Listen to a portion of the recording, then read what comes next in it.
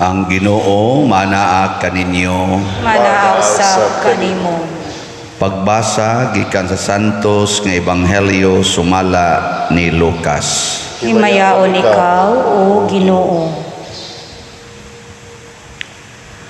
Nagkaduol na sa Hesus sa syudad o sa iyang pagkakita niini, mihilak siya og miingon, kung nasayod kapaunta karong adlawa kung unsa ang gikinahanglan alang sa kalinaw, apan karon dili ka makakita niini, kay moabot ang mga adlaw nga likusan ka sa imong mga kaaway ug alihan ka ug atakihon nila sa tanang dapit.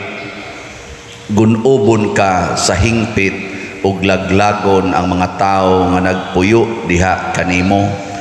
Walay usa ka bato nga ibili nila sa nahimutangan niini, kay wala nimo ilha ang panahon sa pag-anhi sa Dios aron pagluwas kanimo. Ang Ebanghelyo sa Ginoo. Dayon ikaw, o Kristo.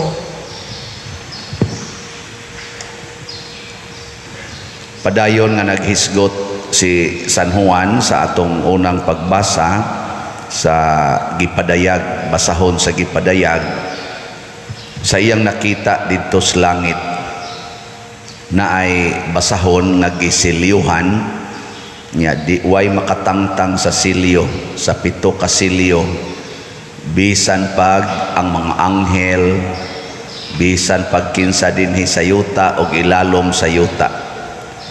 Nya mura siyag naguol nga dili matangtangan, way makatangtang, pero miabot ang kordero sa Dios nga murag bag-o pang gipatay. Nya siya ni abli, yano niyang giabli, nya unsa may hinungdan nga nakaabli siya tungod kay nakadaog siya sa kamatayon.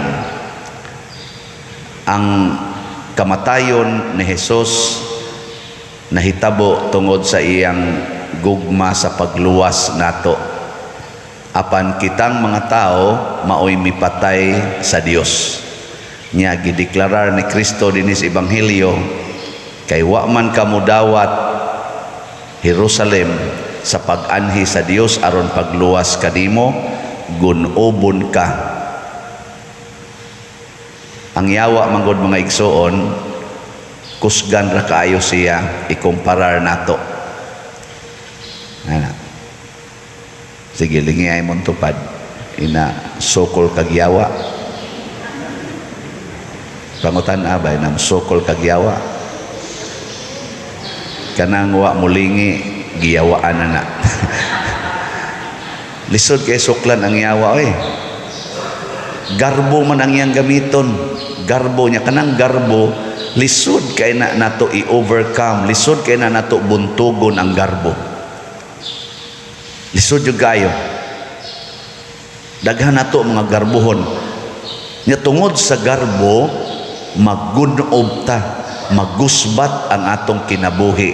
Nganong magkabuwag man ang banag asawa, tungod sa garbo, nganong magbinungulay hasta gani mga pari, mga madre nagbinungulay na tungod sa garbo, nganong gaggubat ang kalibutan tungod sa garbo, ngano man nga nangaguba ng inyong mga naong, nangausab na ng inyong mga kulor, nangausab na ng purti ng tato, usahay ang lawas, nangaguba ang gihimos Ginoo tungod sa garbo. Ngano man nga purti na marong pagkagubaas kalibutan, hapit naman magunob ang tibuok kalibutan tungod aning distraction sa pollution, sa mga distraction sa atong mga mineral resources ug uban pang mga resources. Ngano man hasta human resources naguba na, hastang mga utok sa atong mga batan-on nangaguba na, di na kamaong mosunod og sultihan. Mga arugante pagyud kay istanan nga murag kamao na gyud kay sila, ngano man tungod nas garbo. Kinsay tag-iyas garbo ang yawa.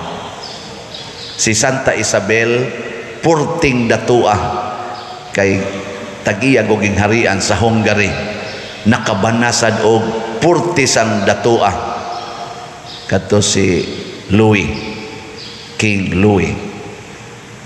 Nya batanon pa sila nagminyo. Pagka biyuda niya at very young age, siguro mga 20 or 19 years old, na biyuda na siya. Ni-embrace dayon siya og life of poverty. Nag-manage siya sa iyang gingharian, ga-manage po siya sa iyang pamilya o sa iyang mga tulo ka anak, pero ni-declare siya og life of poverty. Gisunod niya ang giingon ni Kristo, bulahan kamong mga kabos sa iyang pagkarayna sa usa ka dako kay gingharian og powerful kay gingharian, mi-declare siya og life of poverty. Nagtukod siya dako kay hospital, libre ang mga masakiton nga moso didto og moapil siya og atiman sa masakiton. Ambot lang ka, natakdan ting ito siya sakit, maoto nga bata pa kay siya, 24 years old, namatay na. Na-fulfill niya balaan nga asawa, balaan nga inahan, balaan nga reyna sa gingharian, ug balaan nga katoliko. 24 years old. Unsa may iyang gigamit? Humility, ang pagpaubos. Gisunod niya ang kamapaubsanon ni Maria o sa mga santos nga nag-una niya, kay mga 12:07 man ni siya na tao, 12:31 man tingali ito, namatay siya. So panahon nila nila ni kaning San Vicente Ferrer, murag na nasunod anig katao niya mga 13 centuries o niya sila St. Francis of Assisi, kani mga panahon na nani kamo ba tagaan mo ron og binilyon na kwarta or usa ka gingharian, mahimo kang tag-iyas Pilipinas or tag-iyas sa tibuok Cebu, unsa man, magpakapobre ka o dili? Di man gay mo palit og slot nga gamay ra jud kay nakuhaon gikan sa inyong kana ra gyud na 1,000 ra gyud na usa ka slot, maglisod mangikaghatag kay sus di pay tigumunon, sus to pay kwan. Ang atong gitan-aw nga atong security og atong assurance of good life is money, the power of money, the power of wealth. Mo na gitan-aw ni Kristo. Di anako ang gahom, matud pa dito sa unang pagbasa, ang gahom, himaya ug pagdaig anaa kanimo. Pero ang atong gitan-aw nga gamhanan, ang kwarta, nya dili gani stable ang imong finances, moingon dayon ka patay ko ani. Pero wa gid ta nag-value nga stable ang atong relationship with God. Nya kanus amo na mas stable kung musunod tas iyang mga virtues, labi na ng poverty, humility, love, service, o ang pinaka-best yun, ang sacrifice. Kana bang pag-take up our cross. Daghan man magpaampo, mo text na ko karon, Pader, iampo nga maayo ang akong mama, maayo ang akong papa sa iyang sakit. Ako sad, Pader, nagdepresyon ko, maayo unta ako sa akong depresyon. Kanang depresyon, ikaw ra jud naghimuhimo ana. Nganong na-depress man ka? Kay daghan kag mga frustrations, disappointments. Nganong daghan man kag frustrations o disappointments? Kay nag-set kag standard nga imong kabuoton unya wa makabot. Imong standard. Nakaron sa may buhaton, iset ang imong standard, ang imong mindset sa standard sa Ginoo. So Matthew chapter 5 verses 1 to 12. Basahan na ninyo. Nya kanay sunda. Kana nga gitawag na tog 8 beatitudes. Mao na standard sa Ginoo how to live this life in a happy way. Beatitude good, happiness. Malipayon, kabulahanan. Kana mo na standard sa Ginoo. Ug ang nag-una diha bulahan kamong mga kabus. Kana yung poverty. Mo na ang tanang mga santos, tanan yung mga santos sa maning Santa Isabel, ang kakabos gyud ilang gipangita. Naa ang kwarta, porting dako ang kwarta, gahom naa, gipangita gyud nila ang kakabos. Saint Francis of Assisi, porti na sang datua, ug uban pang mga dagkong dato nga mga santos, gibiyaan gyud nila ang kwarta, gipangita ang kakabos. And that is the strongest security of life. Wa gyud kay depression basta ang imong pangitaon ang kakabos. Gilingay mong tupad. Ina nagdepresyon karon. Og wa magdepresyon, na stress ka karon. Kanang gakusmod ang mga naong maona, resulta na sige pangitag kwarta, siging pangigian ng kwarta, kinihaay na, binungulay na tungod lang anang utang, labi na karon ting dawat ros 13th month pay, to anagi atangan nas mga palautang sa mga maningilay, onya og dili mo bayad, to ana kinusmuray nas naon. Naroy uban ang pagdawat og bonus, pagdawat og 13th month pay, nahimong dakong problema kay ngano man di ay nagatang nga mga loan sharks, mga buaya nga nagpanilap na akin yan, akin.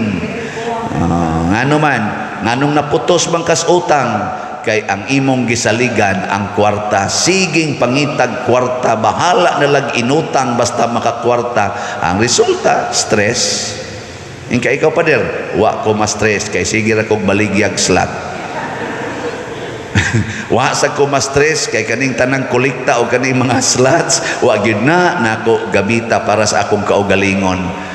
Bisag 1 centavo diha wa jud koy gigamit. Padong ra gyud na sa kuan ang ako ra jud gigamit ang akong kita sa akong dupa-dupa. Kada nako dupa na aginay kita. Kaming mga pare, ingon ana mi kahayahay. I will declare pinakahayahay kinabuhi dinhi sa Pilipinas, kinabuhi namong mga pare.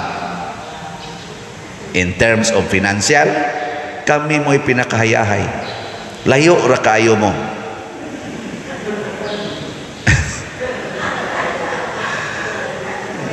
Gatrabaho kong 8 years sa una. 8 years. Kung akong subayon, pirmi kong overworked, pirmi kong overtime, pirmi kong underpaid. Pero karon, pare nako, pirmi kong underworked, undertime, overpaid. Di ba? Nabali.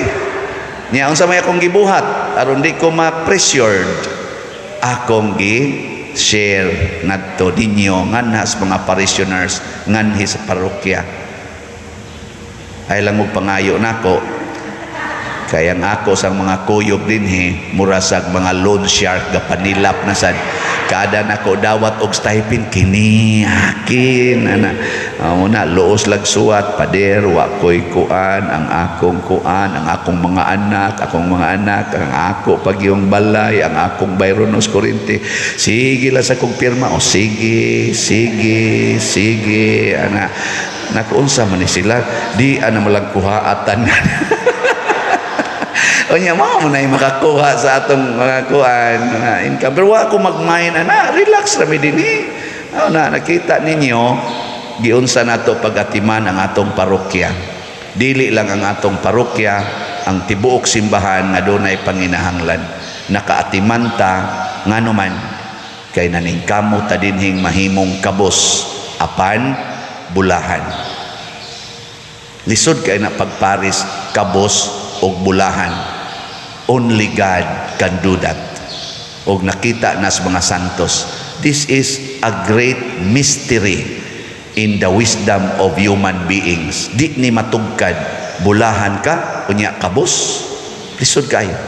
Ang kasagaran ginatong inon, hala blessed kay siya nga naman nakadaog yung luto. Ang kuan ang kanang katubang dako kay amount 200 million nakadaog Blessed kaayo.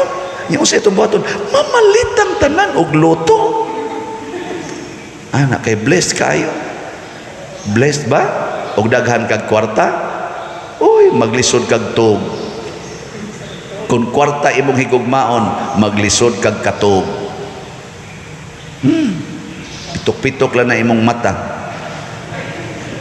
Siging kwinta, pila na ginansya, dili baka ni maalkanse, dili baka ni mo gamay, di baka ni kawaton, dili baka ni tikason, pulos na lang kaingon ana.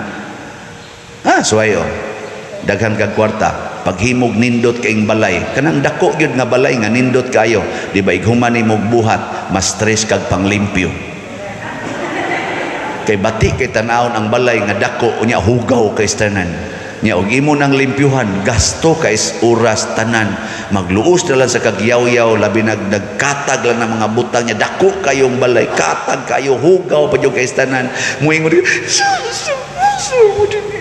pero pag himo gamay ng balay nga iglingi nimo bungbong, iglingi bungbong gamay kay kag limpyuhanan, maghigda ka, maglimpyo ka, wala human na ana igbangon nimo limpyo na. Why stress? Di ba? Okay, manindog na tayo.